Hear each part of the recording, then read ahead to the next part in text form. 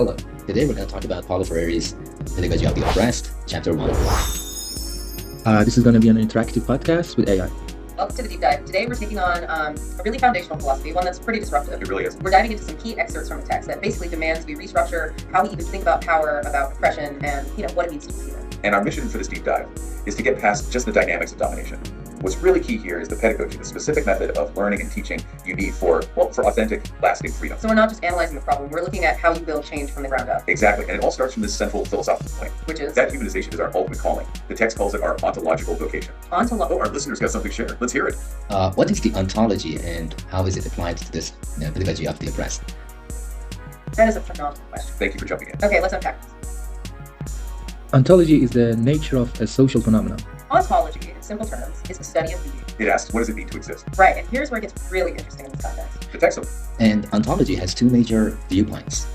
We have the nominalist point of view and the realist point of view. Do you want to say or give any comments? Yes, as you said, we have two views, nominalist and realist. Nominalist, as the name suggests, is that we humans name the world in our minds, and everything exists because we exist and name it and describe it in our mind. But realist suggests that thing exists outside of our mind, and whether we exist or not, that thing is still present in the world. Yes, and which one do you think is closer to Freire's view? Basically, nominalist is closer because it suggests that humans should be actually reflective of their environment. They should name the structures that are present in their environment, and upon this reflection, they will be able to transform the world. Yes, and I heard that in one session, Freire had a discussion with some common people, one that from the banking view of education would be called an illiterate. He asked about this fundamental question, and the other guy who was a normal person, he said that no, without humans, there wouldn't exist a world, even though from the realist point of view, it may still exist outside our minds. To realize our potential, that's what we are built to be. When it comes to the oppressed, the tragedy is that the oppressive structure actively stops them from fulfilling that vocation. It prevents them from being fully human. It imposes a non-being or a less human status on them. So the struggle isn't political or economic first, it's ontological. Precisely. It's a fight to reclaim one's own being and destiny. And to reclaim the vocation, what does that mean in simple terms? It just means it's what we are fundamentally built to be. It defines us. But, and this is the tragedy, dehumanization is a real historical force. Both are alternatives for us because we are, incomplete beings who are conscious of that incompleteness. But the struggle to become more human, to fulfill that true being, is the true calling. That's the one. Okay, let's unpack violence then, because the source defines oppression itself as violence. Which is key because... Oh yeah, let's hear it. Before we unpack violence, I have a question about the ultimate goal of this struggle about humanization and dehumanization. What is the ultimate goal for the oppressed? We were just defining the ontological vocation of being fully human. And the goal of the struggle, the ultimate goal, is the fulfillment of vocation. Which means the oppressed have to liberate themselves. Yes, but here's where it gets really interesting, and this is the core demand of the text. Go on. The oppressed have to liberate themselves and their oppressors. That's the huge humanistic and historical task we're going to mention. It is. The new man is born from the resolution of the contradiction. Meaning the end goal is a state where there's no longer an oppressor or an oppressed person. Just a human being in the process of achieving freedom. It's a fundamental restoration of humanity for everyone involved. So it's not about revenge or a simple reversal of power. No, that just means the cycle starts again. The solution is the appearance of this new man. The struggle itself isn't defined by chance. It's defined by the praxis of their quest for freedom. Okay, let's backtrack just a moment to wrap up our foundational terms since we jumped ahead. Good call. We need to frame the conflict so we understand why the goal is so profound.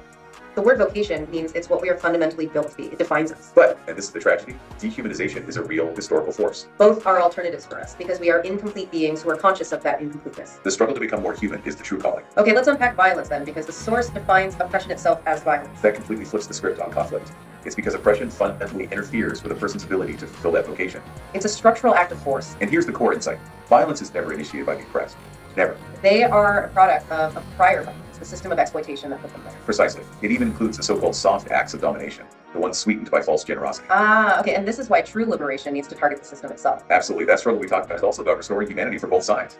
The analysis of generosity is really sharp here. The idea of false generosity. Yes.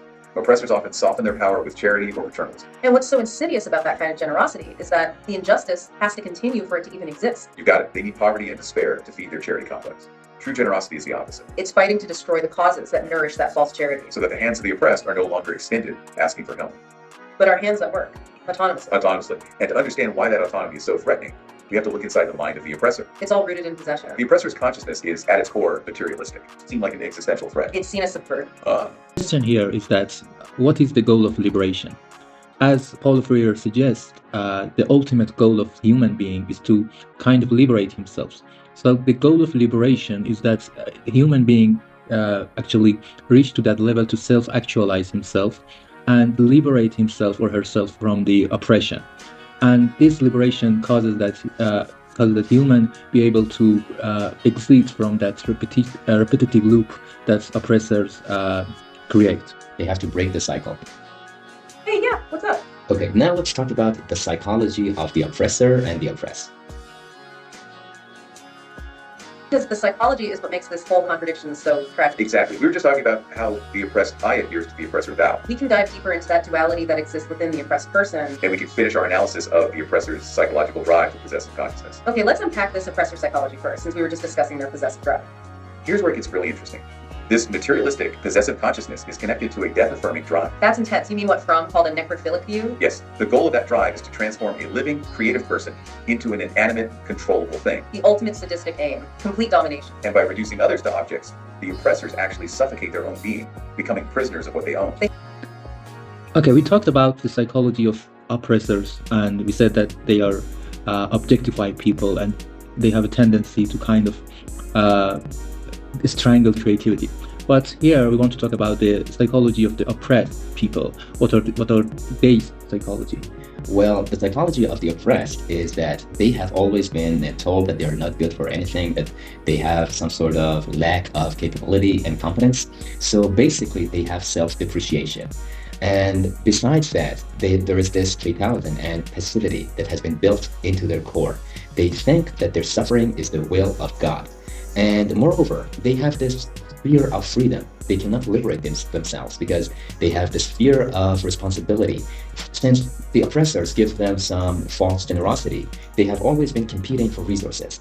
Now imagine that the tables turn and the oppressed become the people in power. Then they will have to provide and distribute the resources. Well, if they have this ability, if they have this vision to do this correctly, they will be able to do it, let's say, justified or equally for everyone. However, if they have the fear of freedom, they won't be able to do so, and they may have some problems with that. To wrap it up, we have something in Freire's book named horizontal violence. Do you know what is it? Yes, the horizontal violence is when it's something from the psychology of the oppressed. Since they see the problems and their own suffering, they sometimes misunderstand and they cannot identify friend from foe. They think that their enemies are their own, let's say, comrades, and not the oppressors. That is the horizontal violence. They take their anger out on their own oppressed fellow comrades. And let's move forward. What do you think is the next step for the oppressed? What should they do? What is their method of fighting this oppression? Well, absolutely, it's dialogue. Dialogue is the kind of transformative conversation. It is embedded in what we call praxis. A praxis has two stages, reflection and action. Paulo Freire says that each reflection should have an action stage, and without action, it actually verbalism, and action without reflection is activism. They should be together, and these two, praxis and dialogues, can convert an oppressors to a kind of liberating leader. But we should notice that an oppressors should build trust if you want to actually be kind of a leader and change the environment from an oppressive society to a liberating society. Now, let's have a very quick summary. The core of Paulo Freire's beliefs is humanization, and its central argument is dialogue, which is the other side of conversation.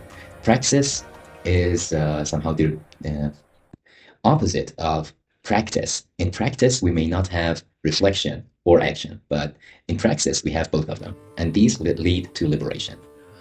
Okay, I hope you enjoyed this podcast. We're waiting for your feedback. Please let us know if you like this podcast or not. Thank you and goodbye.